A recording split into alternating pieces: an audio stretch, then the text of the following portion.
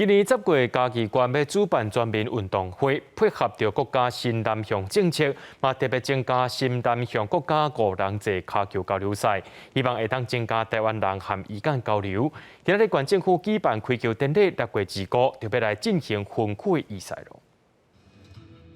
一卡甲球踏入去球门内底，嘉义县长黄忠良替新南向国家五人制骹球交流赛开球，希望透过交流赛展现对新南向国家的重视。嘛，增加医工的休闲娱乐。那东南亚基本上在足球是非常狂热的，那我们希望通过这样的全民运，第一次把它纳进来，我们希望他们可以来参与，然后一起来参加台湾的体育盛事。2022年全民运动会10月7日要伫嘉义县举办，今年特别由官方举办新南向国家五人制骹球交流赛，全国有64队报名，其中以泰国甲越南的队伍上济。6月2号南区预赛就要开始踢。